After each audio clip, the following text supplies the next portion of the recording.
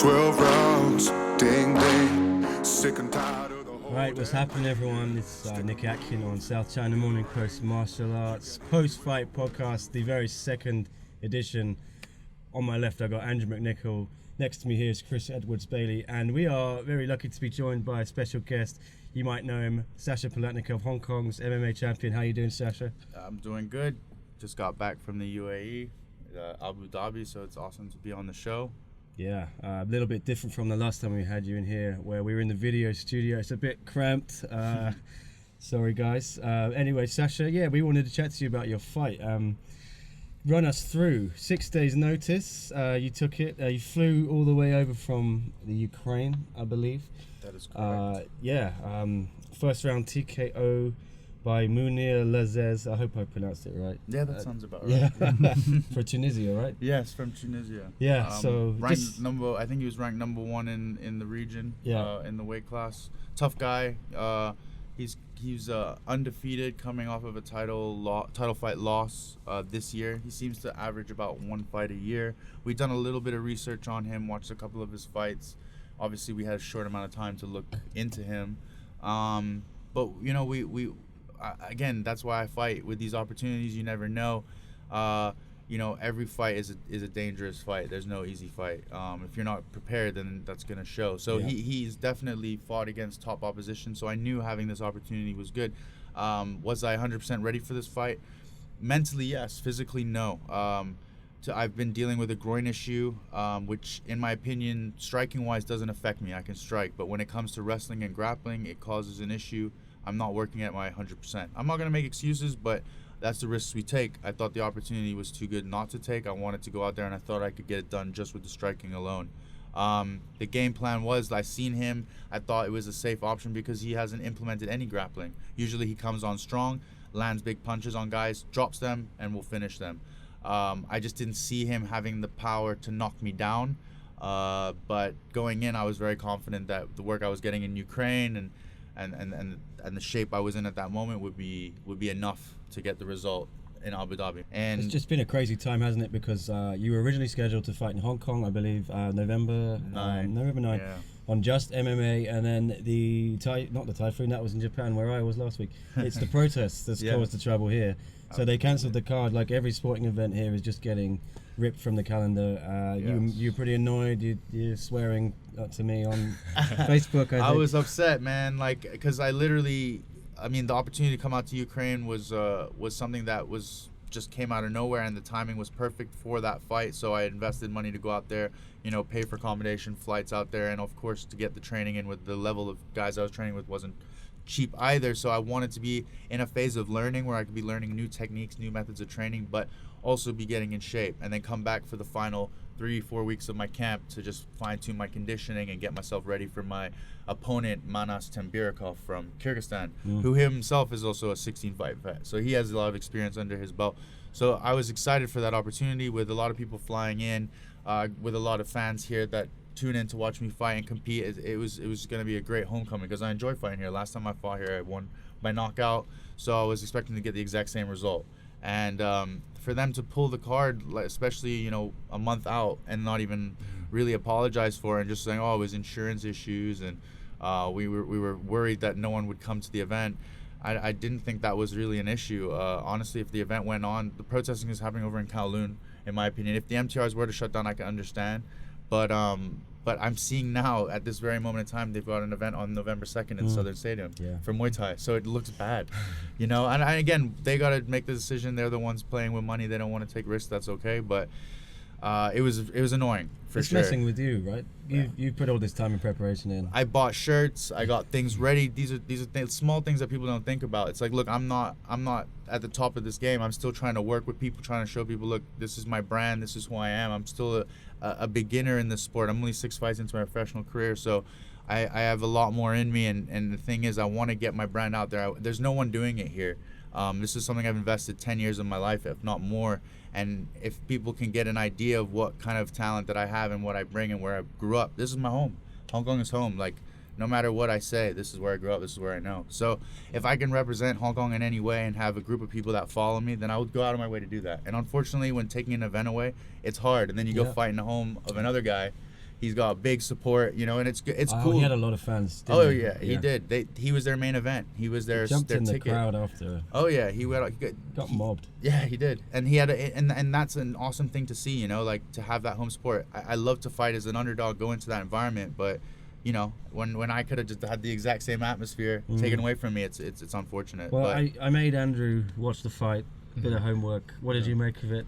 Putting you on the spot. Oh, no, you haven't said anything yet. So no, I watched the fight. He's got a cheat sheet under the table. I call it a little bit of research, but fine. there you go. I like that. Yeah. Thorough. Yeah. No, I thought you looked really good. I mean, obviously not what you wanted in the end, but you landed some clean shots right at the start. You took it back as well, and to me, you know, obviously it's never nice to lose, but you look like visibly upset, and I guess you can explain, but it kind of looked like you genuinely thought you had the better of him. You know, going into that fight, like actually being in the fight itself and going through the paces, like obviously we both exchanged, we both landed, but I never felt that I was hurt or to the point where I was like in so much danger that the fight was going to end.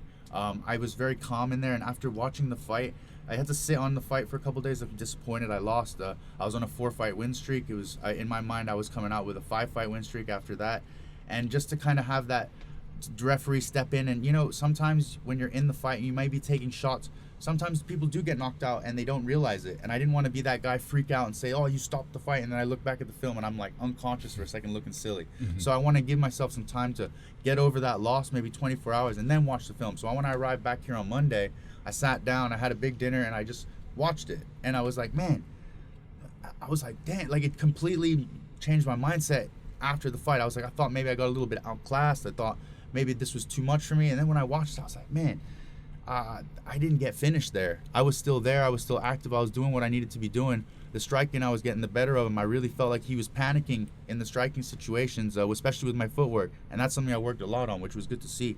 And yeah, and then just with 12 seconds left, like, I'm a professional fighter, you got to put me out. If I'm taking 3 punches and I'm still moving, even if I go limp to try and move out of the way, slip on the ground, it's the same thing when we're striking. So like, unless I'm knocked unconscious or I'm not defending myself, you got to let that fight go. And especially with 12 seconds left. I remember hearing my corner say, you got 20 seconds. I thought to myself, yeah, I'm going to go to the second round. He's going to be huffing and puffing. I'm chilling.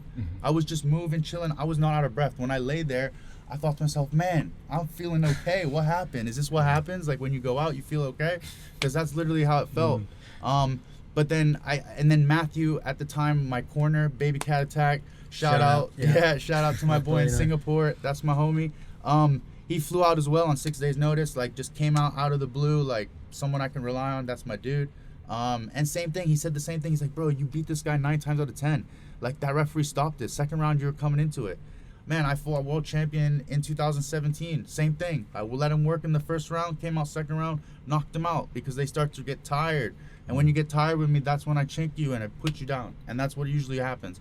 So, man, if I ever get this rematch, like, I'm going to take it. And I know I'm going to smash this guy on a full camp. Like, that is a fact. I've got a big fight coming up now against the Beast from Korea. What is next? I was going to ask you. You're in... Yeah, so going back to January 1st, 1st of January, New Year's Day, Seoul, South Korea. AFC is planning on putting on a card, big card, because I'm fighting on it. Defending the belt, the AFC middleweight belt. This belt right there. That belt right there. Yeah, it's pretty. In the flesh. It's a heavy piece of metal right there, and I intend to keep it. Fighting the MMA Panda. There's a lot of pandas. There are. Jae Young Kim. But Jae Young Kim has a lot of fights. He's 23 wins and 13 losses. Wow. He's fought 4 UFC alum and beaten them. He's fought Melvin Manhoef. He's a legend in the game. He's the #1 middleweight contender, and that's most likely who I will be facing. And that's no joke. Like, I thought, this dude over in Tunisia was serious. This guy's next level. So this is the man I'm going to go and get my butt over to Vegas and get in camp for, because the last 10 months has not been camp friendly. Trying to work at a gym and obviously work with what I have available to me has not been the perfect environment for me. But now that this is the next challenge, I have to make sure that I'm getting with my guys back that I used to train with in Florida, out in Vegas. So we're making that permanent move, getting me and my fiance out there. And, so you're leaving Hong Kong? Kind of, yes. I'm going out to be there. I'm gonna have my home base there. We still have a place here. Obviously, when I'm on my way to Korea to compete in Asia, I will still be coming here. Okay. But for my camps and my training, it's got to be in Vegas, and plus being in there, if I can be there, will hopefully open some doors into bigger shows. Being I was thinking 6 days ready, you know, I'm experienced with it now. Contender Series is out there. That's I know hopefully you want to go to step. UFC. Yeah, that's the goal. If I can be there, even if there's some short notice shows or events like that I can jump on or just continue fighting, man. I intend 2020 to be a big year, defend this belt to start 2020, and then go on to bigger things from that, because this kind of scalp is the one that gets big shows interested. And UAE Warriors, they love me out there. They said they want me back, so after I defend this belt, I can go back out there and have another fight, and you know, positive experience despite the loss.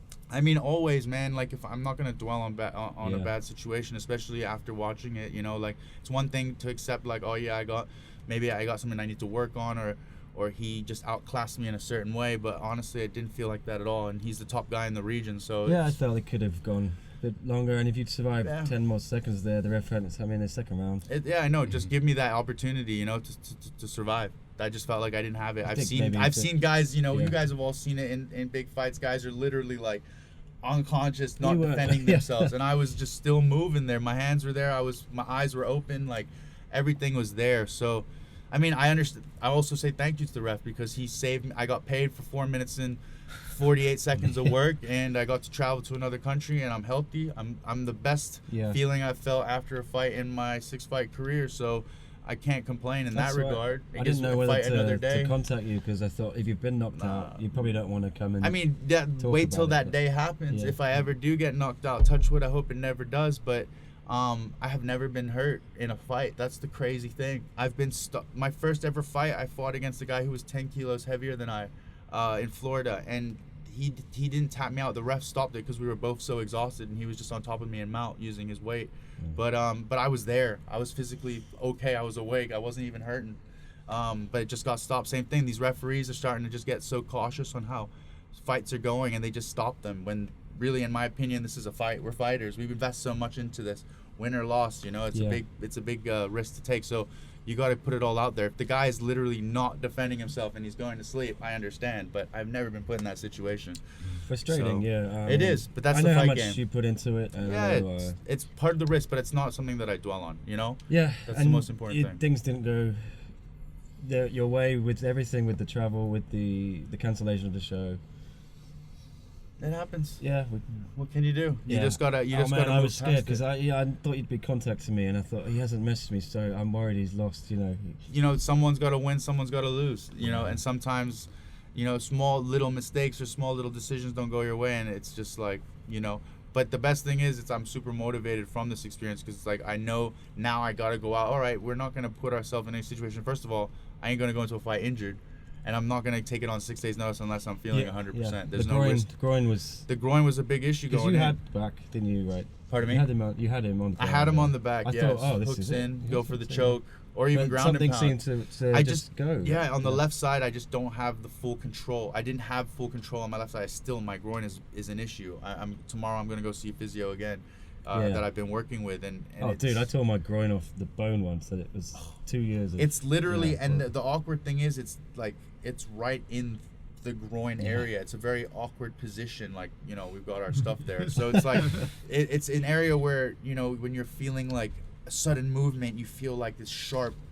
And it's hard to explain. Yeah. No, I've had that. Yeah, and just basic movements. It really shuts you down. And I had it previously, and then this was like I was doing back squats, and then it just kind of, I felt it go, and then I've had it for about 6 weeks to 8 weeks now. And even in Ukraine, I was limiting the amount of grappling. You just got to rest that. You literally can't do anything. It's hard when you're in the middle of a career fighting. Yeah, like luckily I'm just a fat slob, but I just stopped all exercise for about 6 months and a year, and it seemed to fix it. But I'm hoping it gets a bit quicker for you if you're fighting in January. So. Yeah, I'm hoping. Yeah, now I'm just been chilling. I'm gonna take probably a good 2 weeks until I'm back in Vegas. Just do light stuff, physio, and then hopefully get things going again. You're growing okay, Chris? We haven't heard from you yet. Sorry, I haven't brought you in. Yeah. listening. I'm a bit late to the party, I guess. Yeah. Let's talk a little bit about UFC Boston, because I think you watched that. Yeah, I did. Yeah. All right. We'll talk. Let's start with Dom Reyes. Yeah, I guess he's the guy. He's got to be number 2 ranked in the division. Yeah. called out Jones. Jones didn't seem to want it. Yeah, Jones. Well, I mean, he's got no dance partner. That's the big problem that he's got right now. Yeah. Yeah. What do you think about that? I'd rather Jones just have like another fight in between, because I feel like no one's sort of there just yet. But Reyes, man, his boxing, his counter punching looked very crisp. I know Weidman, like, that's his first go. I mean, I have issues with that anyway, but like, he looked really good. You know, he might not be that sort of like rowdy guy who like talks all the talk, but he definitely shows that he can box and can stand in there with anyone. Yeah. Do you watch it, Sasha? Yeah, I saw Reyes. I mean, Dom Reyes is a good fighter, even though his fight with Volkan Ozdemir, I thought Volkan won. A lot of people have been saying that. Yeah. I think Abe Carver was saying, you know, you should get another win because the Volkan fight probably went the other way. And I think the result of this upcoming Corey Anderson and Johnny Walker will be a determination, maybe whether who Dom Reyes faces next. That right there, because there's been some talk, John Jones with Corey Anderson talking, Sure. and of course everyone's been super hyped up to see Johnny Walker back in action after his injury, after KOing everyone he's faced. So it will be interesting Brilliant to injury. see. Yeah. I mean, how is he going to bounce back from that injury? But I've heard good things. You know, he's got a camp set up and fight promotion set up in Thailand. Things seem to be going good for him. So hopefully he comes in, you know, not too cocky, not too arrogant, and gets the business done against Corey, who I think is susceptible to knockouts, because he is more of a wrestling heavy guy. But we'll see. It'll be very interesting. It'll be an interesting story. Do we want to see Chris Weidman back again? You mean in general? Just maybe he's got to go back down, surely, if he does. I but just don't see, like, he doesn't have any superiority in any position or any discipline that I think he could maybe get a top 15 guy in that division and dominate. Maybe if someone's like a weaker grappler and he gets bigger and stronger and he can maybe control someone in that grapple. But nowadays, man, you have to have good striking. And I don't think he's really evolved his level of striking since maybe his time with the Anderson Silva fight. But again, when you get older, you don't want to lose as much weight. You know, you want to just be more comfortable. He's experienced. He's a vet. He's been in a lot of wars himself. Chris, your thoughts on your namesake? You could have a little Legends division. I agree. You've got Rockhold, Weidman, Jacare. So they don't need to cut weight anymore. So they could just have some money fights and. Yeah, that's true. Why not? Yeah. We've got the paid. BMF. Yeah. What would you call it? They could even do a Weidman Anderson 3, wasn't it? The pension fund. We could even do a Weidman Anderson Silva rematch. Yeah. You know what? Right? They're both I'd prefer to watch watch that than Weidman Reyes, to be honest. Yeah. Again, so Well, we also had another incident on that card. The funniest thing, I thought, the inhaler. Greg Hardy. I didn't. Talk us through that. I mean, is that just the stupidest thing? I've never seen that ever. Yeah. I mean, maybe the dumbfounded. last time I saw something like that was like in like under 8 like karate. Like maybe one of the kids had asthma and then the mom had to run across the map to give it. But Someone just honestly, it's just explain complete what happened there. stupidity. Like, so basically, one of the big, if you're a professional fighter, even an amateur fighter, or if you worked any corner, you know for a fact the only items that go in a corner or even into the ring usually is the fighter, the coach, along with a bucket of ice and some water and maybe a towel. Some places you can get some Gatorade maybe, but they just want water in there because they don't want any sort of interference, any sort of advantage, nothing of any sort. So the fact that he had, and you guys can see it clearly, he was out of breath, breathing heavy. He asked for his inhaler. They gave him the inhaler. He took a dose of the inhaler, and then his breathing went completely back to normal. That's right. I should have said Andrew was trying to set me up there. We talked about me doing this properly. I have to actually say what happened first. Greg Hardy, unanimous decision win against Ben Sassoli.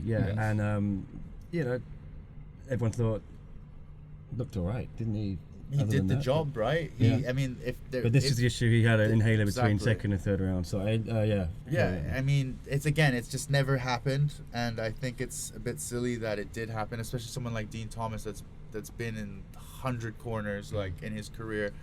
To not question that, I think it's not a bad idea, or at least get like permission or confirmation even DC in front of the media, like just so it's official, so nobody has to question it. It just showed like no respect maybe to the commission or even to the promotion that, I'm Greg Hardy, I'll just take this because I can.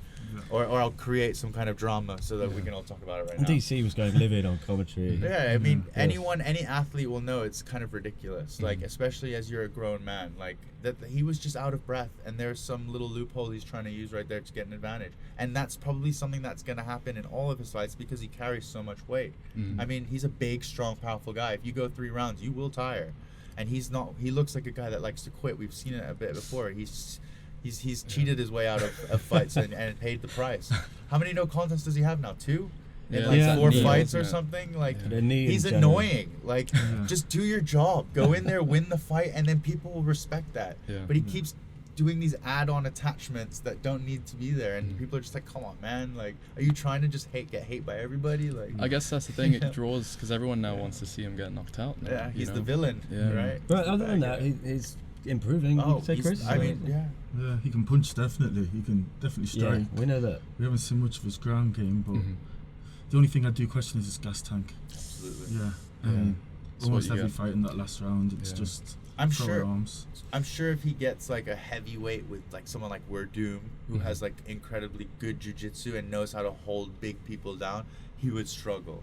Yeah. But the question is, can you get someone that he's an American football player, he's a defensive end, so he's someone that goes up against 350-pound monsters all the time that are trying to put him flat on the ground. So he's not an easy guy to put down, regardless if you're a technical wrestler or not. But if he gets tired, like someone like DC could just play with him, you know, take his leg, take him down, and just sit on top of him, and Greg would just gas, you know, he just gets smashed. So they're obviously going to give him fights that he can win because they do want to grow the name. They're not going to throw the best wrestler, upcoming wrestler against him. They're going to throw a so-so striker so that he can go out there and develop as a fighter because he's only, how many fights?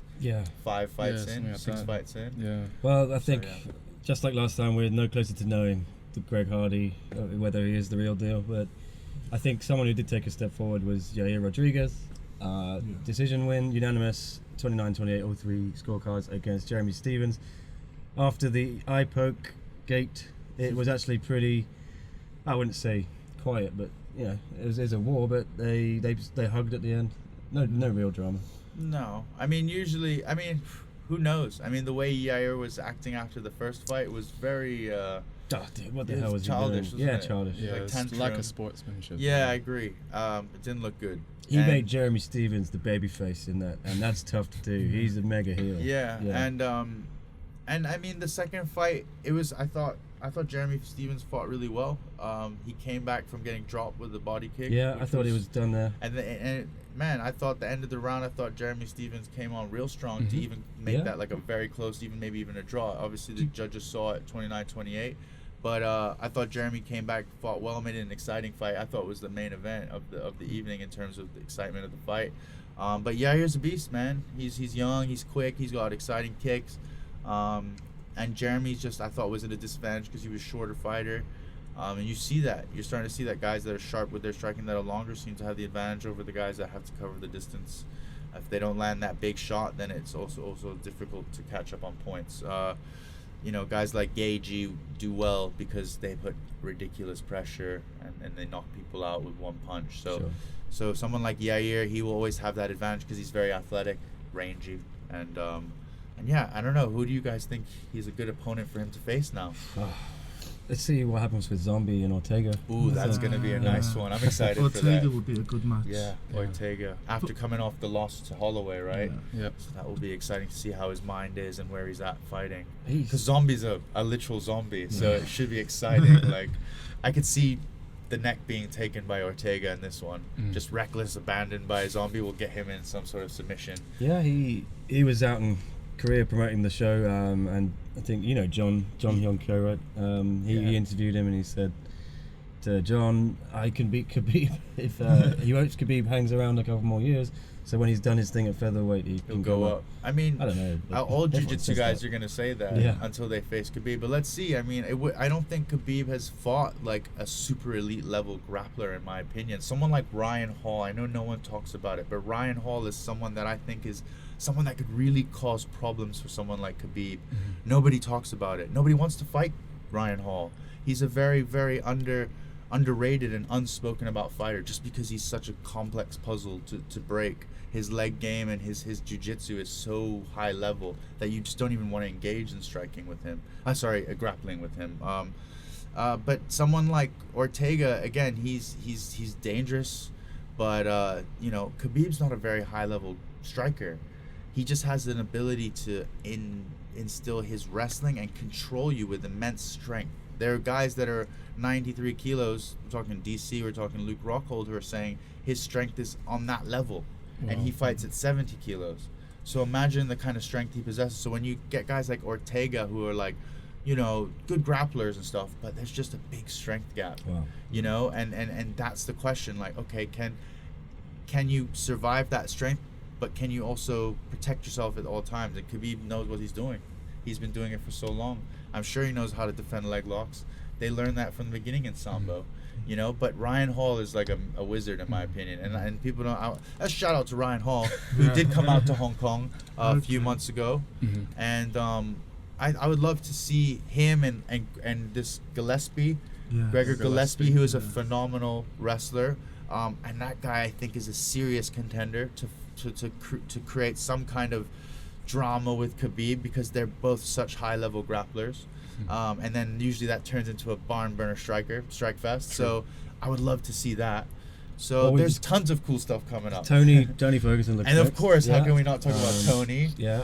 I just feel like he accepts the back position too much because he likes to play his 10th planet system.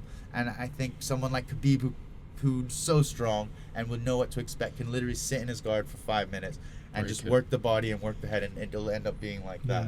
But if Tony can just scramble and be awkward and throw elbows and rolling thunder kicks and just I always mean, you look at the Pettis fight and that level of striking, can Khabib keep up with that? That's the thing. That's the thing. If you've got good enough takedown defense, you can get off the cage, have good footwork, and just pick him apart with big shots. Yeah, of course Tony can win. That's like the question that we want to all see. Can he do it? I think we got to move it on. Alejo is giving me a little push, our producer over there. You can't see him. We need to talk a little bit about what's coming up this weekend. We'll start with Friday, which is One Championship. What random name have they given this card? Dawn of Valor. Dawn of Valor. Interchangeable words. That's deep. I'm sure there was the Dawn of Greatness earlier this year. Chris, we will go to you. You're the man, I think, when it comes to this. Headline fight: Sebastian Kadistan puts his welterweight title on the line against Kiamrian Abbasov. How do you see that one going? I can only see Kadistan winning. I think he out-wrestles him. I think he outstrikes him. I think he's the bigger, stronger, just better athlete. Okay. You've probably watched more Kadistan than me, Yeah, I'd probably say second, third round knockout or TKO. Fair. Take your word for it. But on this card, the one that I'm looking forward to is actually the kickboxing fight. I would say as well, We got a rematch of Regin Ersel and Nikki Holzken. They had a barn burner in Singapore, was it? Yeah. Earlier this year in May. 89, maybe. Yeah, how do you see that going? Nick Holtzkin. Yeah, I think so. Yeah, let's have a trilogy. I don't know. I think I like his reach. He's long. His knees were causing him all kinds of problem in the first fight, and I think it's gonna be, man. Nicky's getting older. Yeah, he's not the same that he once was, and I think this is his time. Ersol's gonna get in with the knees, get long. He's the longer fighter. I think he'll get it again and solidify it, and then that will move him into the big picture. Well, it's the classic phenom versus legend, right? And you were making fun of my notes here, but I can say Ersel has a kickboxing record of 54-4 versus Holzken of 92-15. Brilliant. So thanks for that. You're very welcome. Yeah. Well, there's actually a fight I'm looking forward to a bit more on there. It's the debut of John Lineker from ex-UFC guy, making his One Championship debut against Mewin Gafurov, who is a pretty handy customer. How do you see it going, Chris? Well, you would want to favour John Lineker with the way some One Championship debuts have gone. The odds are probably more equal than we all expect. Slow down on the card. I don't know why. I think it's the first fight on the main card. Okay. I thought they would have given John a bit of play, but They want to get eyes on it, right? Early on. Early on, maybe it suits the American audience better. Maybe, yeah. That's true. Yeah. And then if you think, oh, John Lineker's fighting, it's decent fighting, stay with the card. Mm-hmm. Yeah. As the card goes on. Yeah. Placement, product placement. I mean, I thought the same. Like, every time someone transitions into one, I think, oh, it's gonna be easy. But You got a stat for us, Andrew. what for Have you got- Lineker? No, This but could be your new role. all I The can stat say man. is like I've got Lineker, like, definitely, and I never really I don't often old hands show of stone. really confident. He's 31-9. He's only lost to Corey You give us a Sandhagen stat. by split decision in April. He beat Brian Kelleher, and the only person he's lost to aside from Sandhagen recently was TJ Dillashaw. So I He's just only think fought the cream of the crop. exactly. Yeah. Yeah, UFC fans love him. He's a fan favorite for a reason. I like him because he's a small guy that can knock people out. Yeah. And if this Gafarov is like most of the Russians, he'll probably get into a fist fight and bang. He'll try to wrestle, but Lineker's actually got quite good defense. I think he'll keep it standing and then he'll bang because that's how Lineker wants to go in. We'll see. You know, time is sometimes good, time is sometimes bad. So we'll see. How's he been training? We'll see. He might, you know, some of these guys, like you said, came to one with the very high expectation of, oh, I'm going to run through my competition, and then end up getting hurt and knocked out. So as long as Lineker's taking this fight just as serious he would a UFC fight, there's no reason why he can't go out there and get the performance. Eddie Alvarez, first round TKO in Tokyo. Sage Who would have Northcutt. thought that? Yeah, Sage as well. That was a shocker. Yeah, we talked a bit about it last time, but Just one side thing. Earlier this year, Lineker had UFC shaved in his head. I just want to see if for his debut he's got ONE one. they might do. We'll see. I'm sure he'll have something shaved in there. Do you think they'll push Lineker as the same level as Eddie and DJ if he wins? Depends. I'm sure they're gonna give him. He's got to prove himself. I think. Let's see if he can make the weight consistently because he's had a lot of weight cutting issues. This is why UFC let him go, right? Yes, I mean he was annoying for that. Like because it would be not a pound. It would be like we're talking 7, 8 pounds. That's why one is perfect because of the hydration. Yeah. So yeah, if it works for him and he's getting what he wants and he feels like he's getting the opportunities, I mean why not? There's not a lot of, I wouldn't say there's, except for Bibiano Fernandes, right? There's not a lot of big Brazilian names. Shout out to Bibi, my man. Right, so like this gives him a window where he can attract Brazilian viewership to one, and hopefully they expand even more so than they are. I mean, I love seeing promotions grow. You always want to have a competitive market of different kinds of shows. It's not just the UFC, and the fact that one is having so much investment, and look at the quality of fighters that they're bringing in. You're seeing like this is an elite level promotion, and you want that. You want that. You don't want a monopoly, and you don't want a WWE like promotion. You want to see the best. Fans want to see it. They want to see styles. They want to see different martial arts, and one is doing that. And they're getting into the US. They've got the biggest, media outlets in Asia and in China and India and all over Southeast Asia. So it's good. It's a positive thing, I think, for martial arts as a whole, and every single person in this room, we enjoy watching it, especially because it's free. It is Let's free. make it perfect. Yeah, it's on the app. 5:30 p.m. start on Friday. And it's nothing to do on Friday night except watch that. Yeah, right? So exactly. it's perfect. I love these one cards on a Friday. Me too, because you got the weekend to look forward to as well. You got UFC on Saturday. In our time zone. Yes, I love it. UFC Yeah. Singapore. Yeah. Where do we have to start with one fight? Askren v Demian Maia. Chris, give us your thoughts. Most people I speak to about this fight, they're all saying Demian Maia is going to dominate him on the ground, but I think Ben Askren's going to win. Yeah. I think whenever he's come against wrestlers or people who specialise in jiu-jitsu, he just tend to dominate them because he's just great with his legs and getting his legs into position and holding them into position. It's one of those things where, he's, again, such a dominant wrestler. And you've seen it time and time again in his fights. I mean, he's 19-1, so he's obviously been able to get to that route successfully 19 times, and against high-level opposition, because as he was the Bellator champ and one welterweight champ. But let's just say at the time that he was fighting in one, the level of opposition is not as high as it is now currently. Fighting someone like Aguilan Tani for a title fight, for example, was at that time not, in my opinion, a fight that was fair for Aguilan. The level was just so big. There was such a massive gap.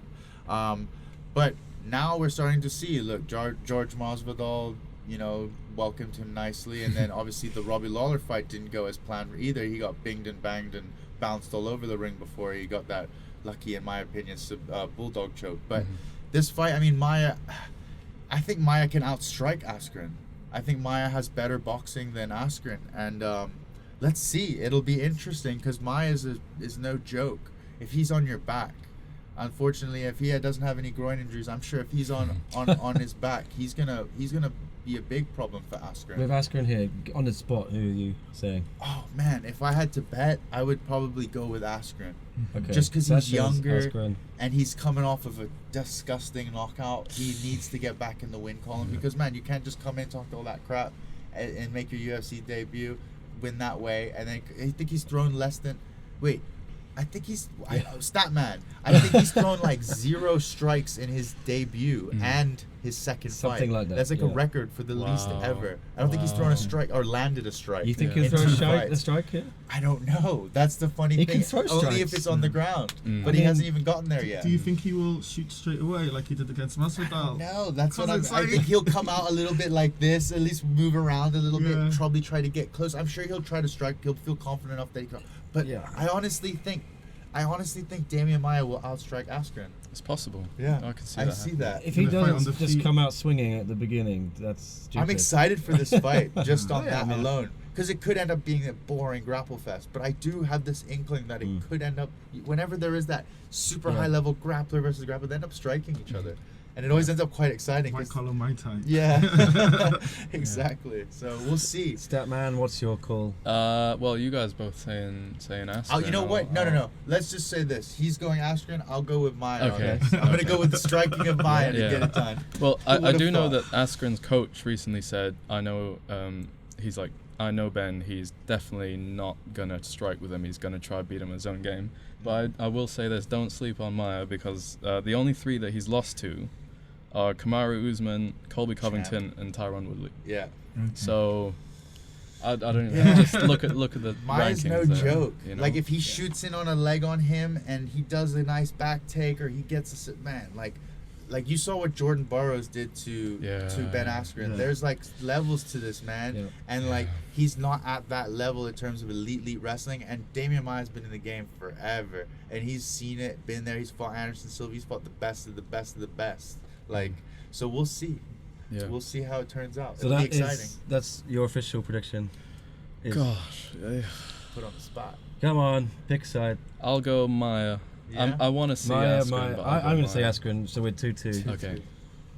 And on that card, I don't think there's anything else, really. I mean, okay, can I make a shout out? Actually, Yeah. there's 2 cool fights coming up. We got the first ever Thai yes, I was going to female say Loma. Loma, Yeah. yes. The About Dolphin to drop a big article on that against tomorrow. Jessica Yeah. Albu, the Russian. So that will be an interesting fight because, I mean, Loma's got incredible Muay Thai and Albu, the Russian, is just a physical beast. She's super strong and it'll be an interesting Yeah. fight. And then we have Rafael Fiziev, the Tiger Muay Thai kickboxing coach. Fantastic fighter.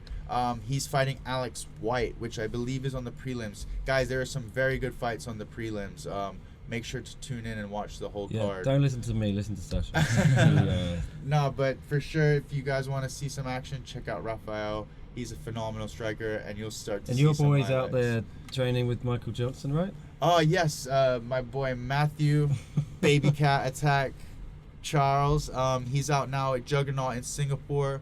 And the boys out there getting some power working with Michael Johnson and Frank Camacho, getting them sharp for this weekend.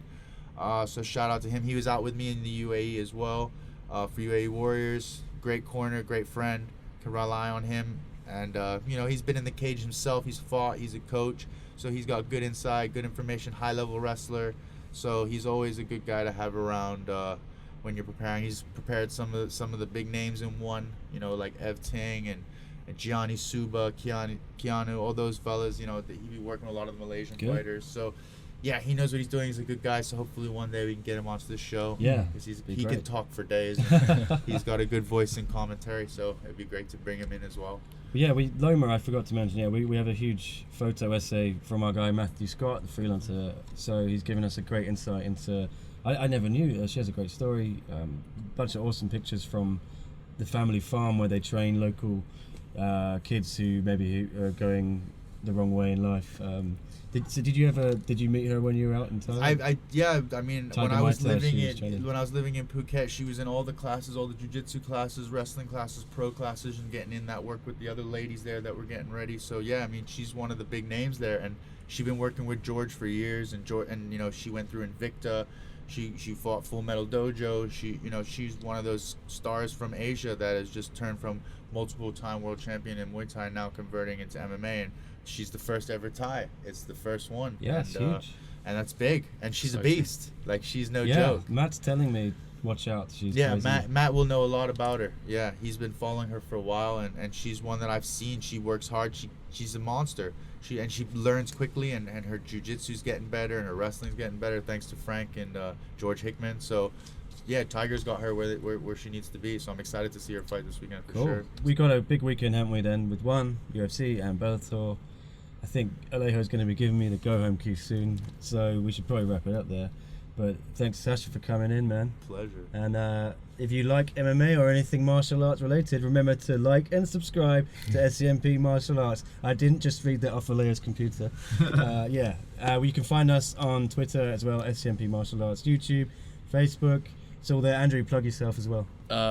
Just Instagram and McNix, and also SCMP Martial Arts. Let's do that. Yeah, cool. Chris? Christopher Edwards Bailey, Chris Edwards -Bailey. That's my Twitter, so at first.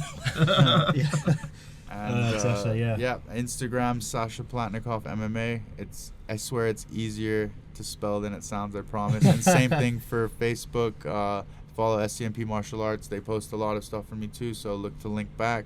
And yeah, just check out all of our news and stories coming, because we have lots of MMA stuff coming for things are going well.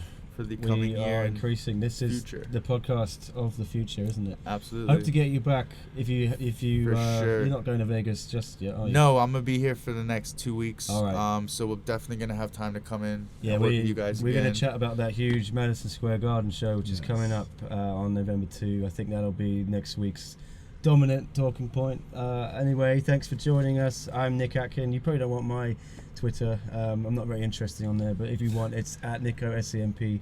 Thanks very much, guys. See you next time. Cheers.